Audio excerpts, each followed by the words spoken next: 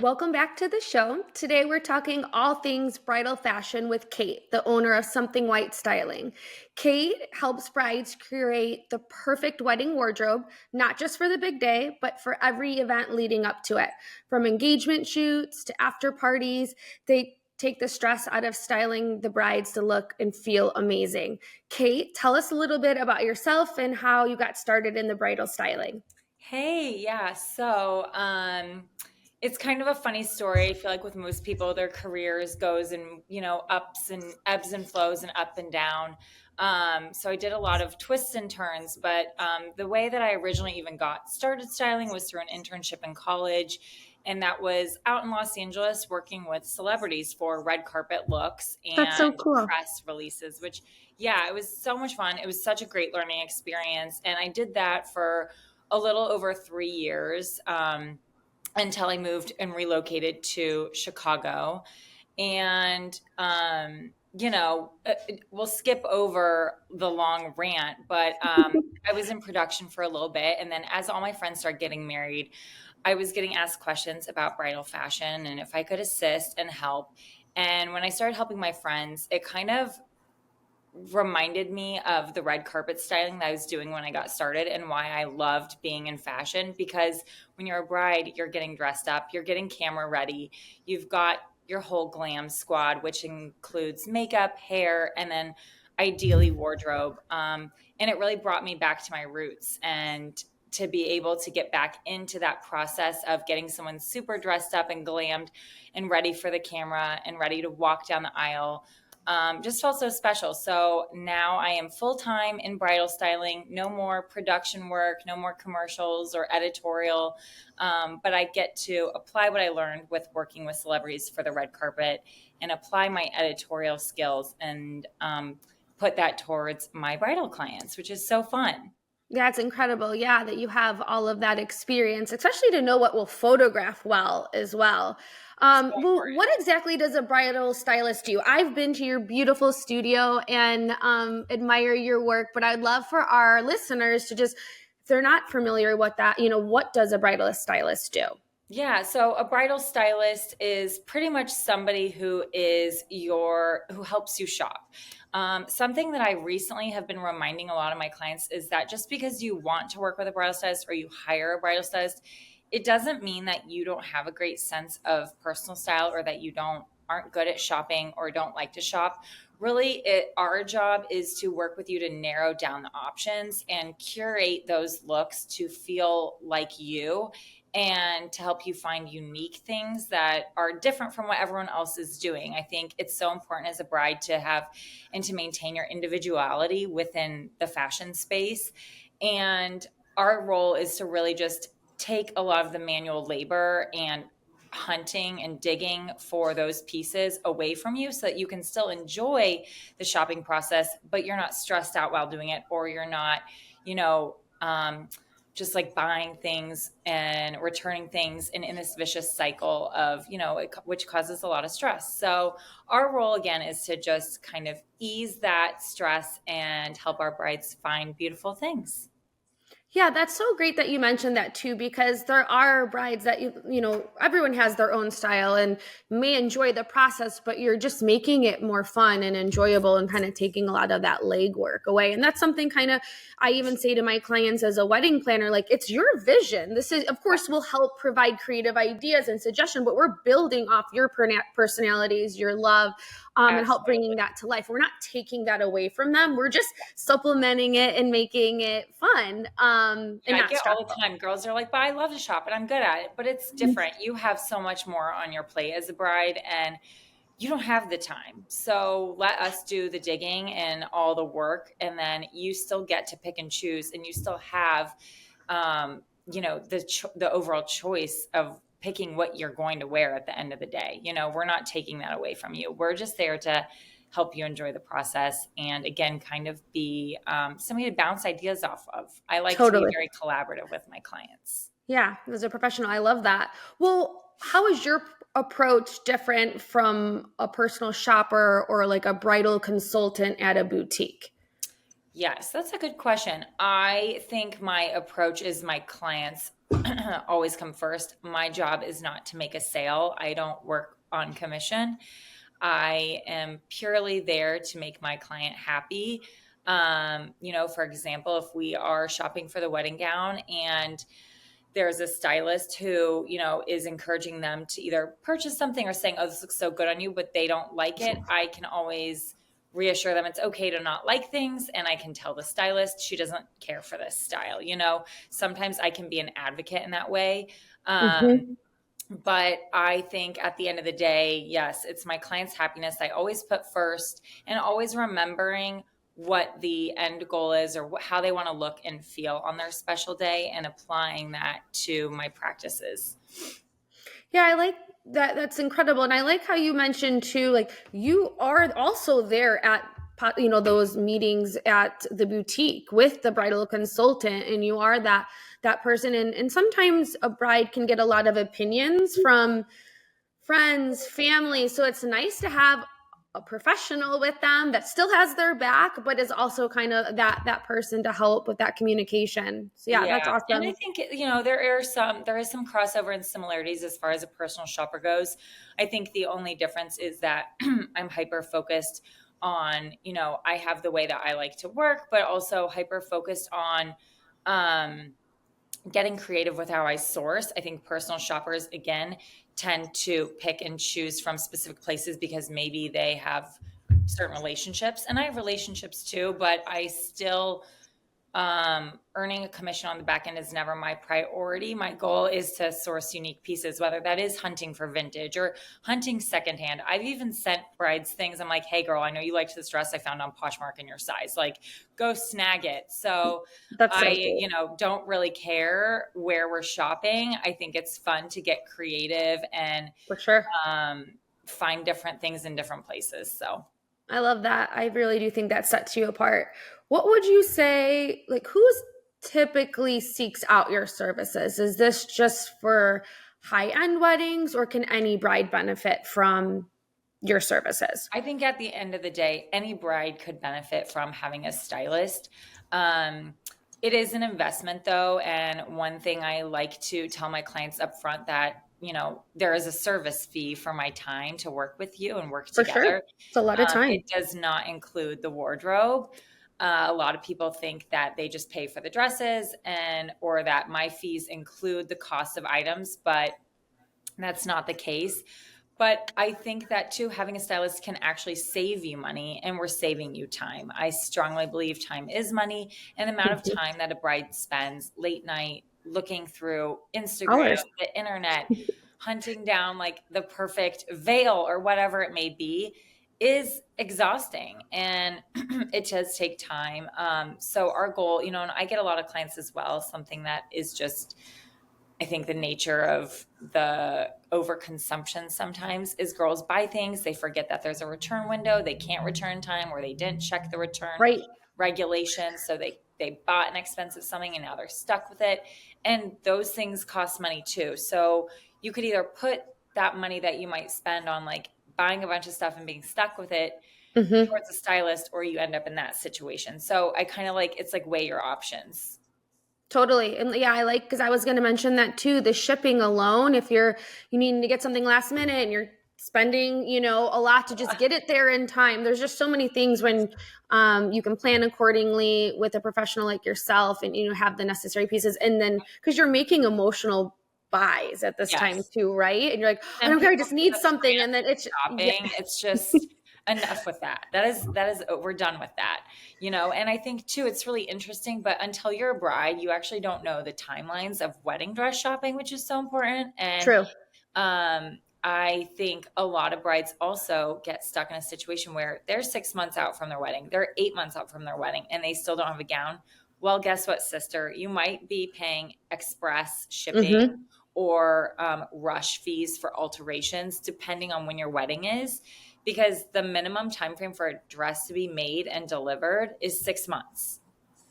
So a lot of brides don't know that. It's kind of funny to me that it's like this unspoken thing, like people gatekeep this. I don't really understand the point of that.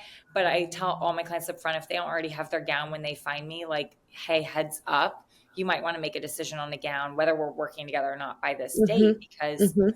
there are hidden fees that could come from not making a decision sooner enough.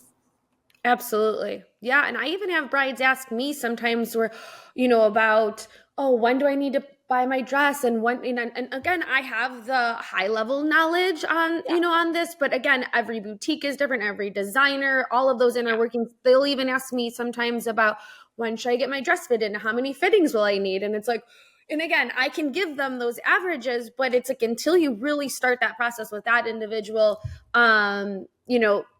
storefront, it varies, and so I feel like you would really, really, really be able to share just that timeline, and then they can make sound decisions. And again, things like the silhouette of the dress can play into the shape of the bouquet. Like there's so many other things that Yeah. play, decisions that you have to make based off of this too. So what would you say if a bride books with you? What happens next? What does that process look like? Yeah. So once a bride books with me, we always have an in-depth either video chat or coffee chat, whatever it is, depending on where they're located, where we really get into the nitty-gritty of their personal style and then how we want to apply that to their wedding wardrobe. And that could be fabrics they love, fabrics they hate, necklines. Do they want to show their legs? Do they want to cover their legs? Do they want to wear it white for everything? Do they want a pop of color for a look? What does that look like? And then what's the lineup of events that we're working towards, or the Mhm. lineup of events that we need to shop for? Um, so we dive into all of that. And from there, really, I create a very particular timeline for my client based on their event dates to make sure that we stay on schedule, and that there's never again that moment of frantic shopping or rushing around last minute, so that we can make those thoughtful decisions on each look. And we have time to talk about, does this need to get altered? Do we want to cut Great. it? Do we want to chop the sleeves off? I don't know. Again, back to that like creative piece and collaboration. I kind of like to think that just because you buy something doesn't mean you have to wear it the way that it's shown on the model. True. So I'm like, That's a let's great chop it off. point. Who cares? Yeah, no, that's a But great point. yeah, so really creating that timeline and then letting them know, okay, here's when you can expect a style board. Here's when you can expect our follow-up call, and etc. And then from there, I get to work, and I'm kind of like your little fairy godmother in the background, just planning these looks. We share it with you. We go over it together. I really do a lot of hand holding with my clients. I probably shouldn't, but I really like to walk them through my creative process and let them know why I put things on there or what I think would look good on them. I do like to insert my opinion because I think that's, if you're hiring a stylist, you want that outside, Absolutely. a second opinion essentially. And even if it's just me giving validation that something looks good on you, I think brides need that because you're constantly making decisions and you're constantly outside of your comfort zone in a weird way as a bride because you've never done it before. Yeah, no, that's a great point, which kind of leads me to, there are some common mistakes that brides might make when choosing outfits or, for their wedding events. Obviously not with you because you're guiding them, but you Yeah. might hear stories or, do brides ever come to you like, oh, I bought my dress and it's not really what I wanted? Just curious, what you Yeah. see on your side of I've seen things. some dress regret. And sometimes I think that that is more of that's a case by case situation. I think dress regret can come with if you've made a decision too early or you felt forced into purchasing something and then you realize Mm-hmm. that it's just not really you. Um, and I really hate seeing that. But I also try to tell my clients that once we have made a decision, I think this is kind of constant, even when brides are working with me, to be quite honest, Mm-hmm. is brides always think that they should keep looking because what if they find something better? Once you've made the decision, whether you're working with me or not, I think it's good to sometimes just check the box and move on and know that it's going to be amazing. There was a reason that you picked it to begin with, unless Right. again, you were like sold, or maybe your mom made you buy a gown you were like felt very forced into. Who knows? I know I said case by case situation, but um, Right. like I see girls come in all the time to shop our rental racks and they're like, I don't really need anything. I kind of already have everything, but I just want to see if there was something better. And it's like, but why? you probably, whatever you chose is probably fabulous. Hmm. Hmm. You picked it for a reason. And I think that there is something to be said about stopping the search, putting the blinders up, trusting your gut, and knowing that you picked whatever you picked for a reason. That's a great point. And speaking of renting, so renting bridal attire is becoming more popular. Why do you think it's a great option for brides? I love our rental program so much. It's something that like kind of just came out of the blue as we continue to work with our clients. And I love our rental program because it's not only sustainable, but it makes two people happy. One being the owner of the item, because we get all of our pieces from previous bridal clients. Um, Yeah, so and then special. it makes another bride happy because they get to borrow a beautiful piece for a fraction of the cost and wear it for their event, get their photo, and then return it. And then the bride, who of course is the owner of the piece, gets paid commission. So I like to kind of think of it as this beautiful closet sharing program, but focused around bridal, cocktail only, not wedding dresses. But again, we're letting future brides borrow something beautiful that otherwise might just be sitting in someone's closet collecting dust, which Right. seems so silly to me. I know what the cost of some of these pieces are and, the time and energy that went into finding some of these pieces as well. And it's like, what a waste. It should be Let's share getting that love and extra energy, love right? and getting, Yeah. photographed. Even if it's just for a couple of hours. I've put all my pieces on the rack too. And one girl actually wore my civil ceremony dress this weekend for her shower. And she was Oh like, my gosh, everyone that's so loved the cute. dress. Like, I got so many compliments. And to see her in it made me feel so happy. I have goosebumps with you saying that. I mean that, like, because I know we've, been to your studio and I know we've talked about some of your pieces being there. So that's so special to see that. Yeah, like, why not? Well, I'm not going to wear it again. It's white. I can't wear it to a friend's wedding. No, right? No, no, no, no. So can you walk us through? I know you kind of told us about the benefits, which sound amazing, for the rental process. How does that work with you, with renting? Do they set up an appointment and come into the studio? Do you Yes, so provide we are by appointment recommendations? only, and each appointment though is one full hour, and it's great because you really, I like to say this is like our little oasis here. We're in Chicago, obviously, but I do make trips often to New York and LA, and can sometimes set Hmm. up appointments there as well. But it's our own little oasis here. So if anyone's ever traveling here, I always encourage them like try to make an appointment, come through because Yeah. you get the VIP experience. It's an hour with me. We get to try on whatever you want. You get champagne. And we just play dress up. We just have fun. There's no pressure. It's not like the wedding dress shopping where it's this big, massive decision because, again, you're not really 100% committing to an item. You're just committing to rent it, wear it, have fun in it, and then return it. We take care of the dry cleaning, and you can rent it Oh, for up that's to nice. 12 days. So it's like a 5-day, 10-day, or 12-day rental. Um, we started doing 12 days just for all the international girls who That makes are sense. going abroad.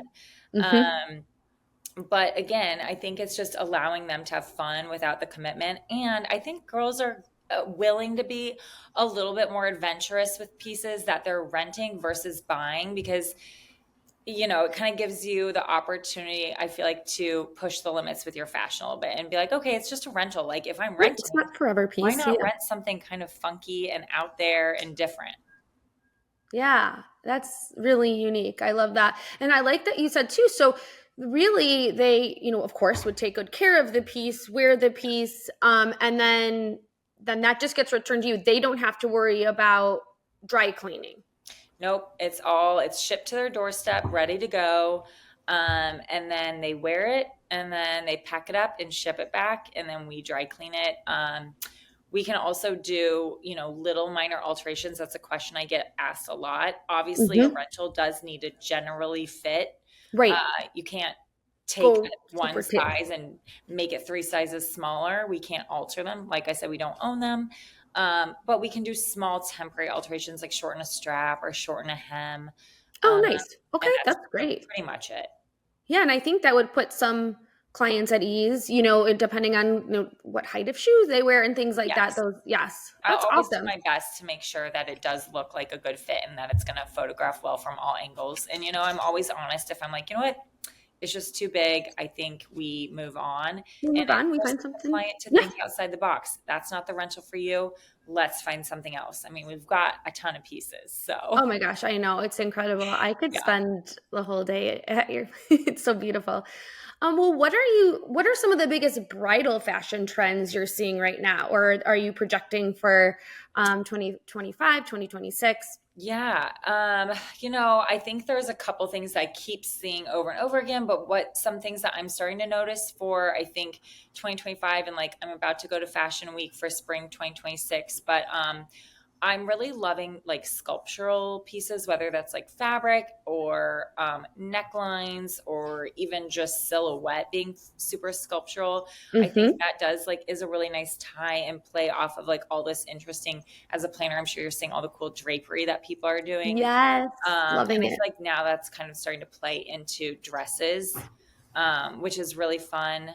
I also always like to apply what I see on the red carpet just based from my background, but Mhm. also knowing that what we see on the red carpet also translates into bridal eventually. So on the red carpet, there were all these peplums, and I was like, God, I've always loved a peplum. I don't know what it is, but I think Me it can be so too. flattering. The drop waist was like really popular for a minute, and I think that will stay, but I am ready for that to almost kind of phase out. And I'm hoping maybe that's the peplum The piece, peplum. just because it could be a drop waist, but with a peplum, and I feel like that just like It curvy girls, beautiful tiny shape. girls, Mm, it works for a lot of people. it Um, really does. and I think Oh, then like the final trend that I'm really loving is interchangeable pieces. And I'm biased because I did it for my wedding, but like having pieces you can take on and off. And it could be as simple as like a sheer glove mhm. or a neck scarf, or maybe it is a corset that sits on top of something and then you take the corset off, or over Love that. skirts. That way you're getting multiple looks really out of like one look. Yeah, it's exactly. I say that too. And again, I'm not a stylist, but sometimes my brides will ask me for recommendations, and I'll say that too. It's like maybe you don't have to invest in a whole nother dress or pantsuit. Maybe it is just layering and removing some layers or adding something in the hair or yeah. Definitely Just more cost effective for the girl who does want to have all those looks, but can't, maybe afford or doesn't want to spend money on buying a bunch of different dresses. And yeah, easier to pack if you're going abroad. that's very true. Well, what would you say is are timeless looks that will never go out of style? I really love just a clean, classic silk ball gown. I think there's a lot of brands, high and low, that can do it really, really well, and still without it being, boring. It doesn't mean that it has to be plain. But I think for brides who just want to keep their wedding gowns super sleek and simple, it's a great option. It's the only time you're going to get to wear something like that. I know ball gowns aren't for everybody, but I do think there's True. something really special about them. And it is just that moment, capitalizing on that and getting to wear again, like a gown that you probably normally wouldn't wear. Totally. There's not many opportunities really to wear a gown. I mean, there's black tie events, but yeah, the actual ball gown, I feel like, is could be once in a lifetime for some people. Yes. Yes. So I feel like, something like that is just, it will never die out. And I think it can look just, those are the, I think, types of dresses that you can look back on and just be like, I'm happy I went simple. And then those are also my clients that usually do that are the ones who get really like funky and fun with the For other the outfit. looks. Yeah. Yes, exactly. And that's what I was going to ask you too. What do you think of the second dress trend? And it doesn't have to be dress, it could be pantsuit or, Yeah. that second look trend. Do you think that is here to stay? Yeah, I think so. I think more so than ever, I think a lot of brides are really loving just being able to change out of their dress, and slip into something. It doesn't always have to be right after the ceremony or for the reception. It could be even like late night, Late I night. think depending Mm-hmm. on how long your wedding is going though. I always suggest it because I just know how good it feels to get out of such a big dress, or For even if your sure. dress isn't big, just to switch out and have that like moment of I've made an outfit change is it's so fun. And if your photographer is staying late night, then you get these really cool flash like photos that can be really fun. And I think it just like elevates the mood too on the dance It floor. it really does. I think it keeps the energy going. Yeah. I was working on a timeline last night for a client and I put in again, I put some suggestions in there, creative ideas. Again, it's their vision, but I put in their high flash, moody photos outside, just putting these little things in the timeline for them to start thinking about that. Because also, back to what you said, with that outfit change, even I see here in makeup teams staying the Yeah, duration of the event, or at least later, so they can do hair, maybe a smokier eye shadow, and then of course that fun outfit change. And I think it just keeps the energy going and this for sure. continuous reveals and moments, because it's one day, it goes so fast. Why not just maximize it? And there's ways to do it and be creative where you're not spending an arm and a leg to still create these looks and moments. Yeah, absolutely. I love it. I think it's so fun. Have you ever had a fashion emergency, right before a big event, maybe not a wedding or red carpet? Just curious. I'm sure you've have some amazing stories. We're working with celebrities, brides. I'd love to hear anything. Yes. Wow. Let me think. Bridal fashion emergencies, no. I feel like I am like It's so pretty planned. Right. on Right. top of making sure that doesn't happen. I'm like, this is your one job, Kate. Like, don't Right. fuck up, you We're know? going to make it right. Yeah. Yeah. But I will say, well, this is a silly one, but it is the truth. And the reality is I had a client book something. She rented something Okay. and I shipped it. I'm Mm-hmm. tracking it. I'm saying, oh, it's not going to get there. There's a storm coming. It was for her bachelorette. Thank goodness it wasn't like wedding weekend, but still, I was Right. like, I wanted That's to so make sure important. she got the inventory that she had requested. Right. Um, and so I call her and I say, hey, your box is not going to make it. Let me overnight you like a second option. And if both make it, Mm-hmm. great. If not, if worst case scenario happens, like you'll get at least this item. Yes. So I overnight her second pick, and then that box didn't make it on the truck for some No. whatever reason. Yep. There was I like, mean, things out of your control. It's out of your yeah, control. that was Yeah. I know, but I felt horrible. I was like, what are the freaking odds that I'm like shipping this, shipping that? None of the things are making it. I don't remember. This was a while back. This was like 2 years ago.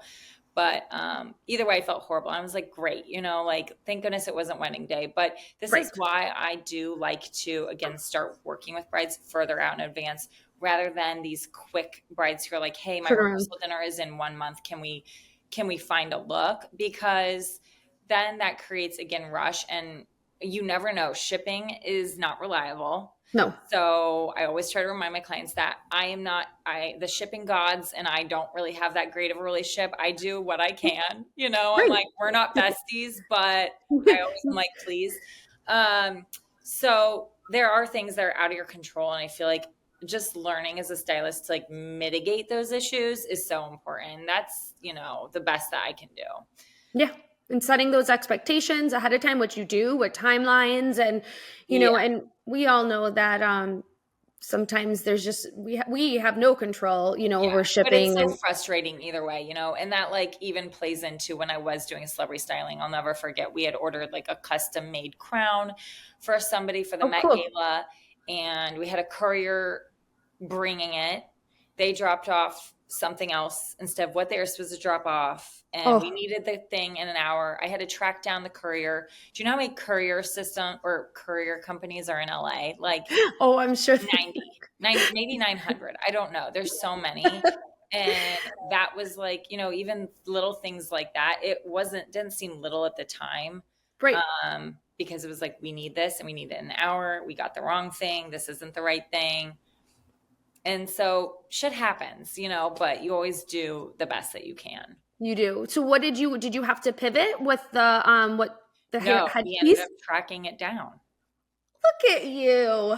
Yeah, me and the other girl I was working with, like, I mean, hours of Did you have to calling. meet the courier somewhere or like No, he came back. okay, good. Yeah, yeah, Good. yeah. Just things were a little delayed. We were like slightly behind They were schedule, just like but placing it on right before she's thank getting goodness it wasn't like a dress. It was a smaller item. It was right, the but final still touch, but it'd be like a veil, it coming completes a late. look. Yeah, Yeah, it completes a look. I get it. Well, that's awesome that you were able to get it all yeah, worked out in yeah, time.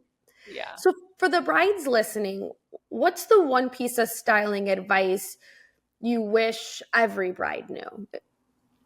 Ooh, at the end of the day, okay, there's two things. At the end of the day, use your resources and trust the people you hire.